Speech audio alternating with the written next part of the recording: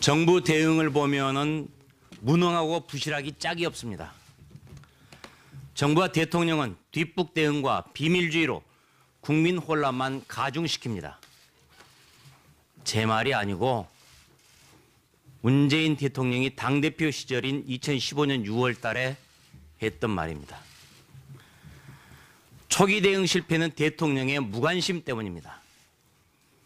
일상 파괴가 일어나고 있는데 대통령은 먼 산 보기를 계속하고 있습니다.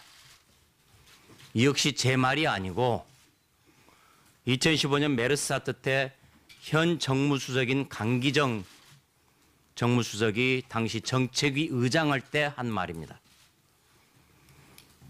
그렇게 당시 박근혜 정부를 맹비난하더니 도대체 5년이 지났는데 바뀐 게 하나도 없습니다. 이번에도 정부는 우왕좌왕, 방역망은 뻥 뚫렸습니다. 이렇게 무능하고 무책임한 정권은 처음 봤다는 소리가 절로 나옵니다. 어제는 5번째, 6번째 확진자가 나왔습니다. 국내에서 첫 2차 감염자가 나온 것입니다.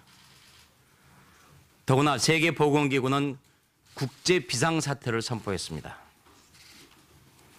2차 감염자가 나왔다는 것은 정부 검역과 방역이 허술하다는 것을 입증합니다. 정부는 여전히 우왕좌왕하고 있습니다.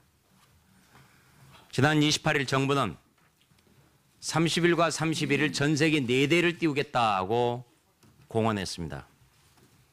그러나 중국 당국은 겨우 한 대만 허락했습니다. 문재인 정부의 외교력이 형편없다는 사실이 다시 한번 확인된 겁니다. 미국과 일본 등은 이미 자국 국민들을 전 세계에 실어 우한에서 탈출시켰습니다. 우리는 한참 걸렸습니다. 문재인 정권은 평소에 중국의 눈치를 보며 아부를 해왔습니다. 그러나 급할 때 중국 당국의 도움을 전혀 받지 못하는 초라한 꼴입니다. 민주당의 태도도 한심합니다. 민주당은 우리 자유한국당이 국민의 위기의식에 편승해 불안과 공포, 혐오와 배제의 바이러스를 퍼뜨린다고 비난했습니다. 정부의 무능함과 허술함을 반성하지 않고 또 남탓만 해야 된 것입니다. 민주당은 중국에 대해서는 돕고 살아야 할 친구다라면서 혐오감을 조장하지 말라고 했습니다.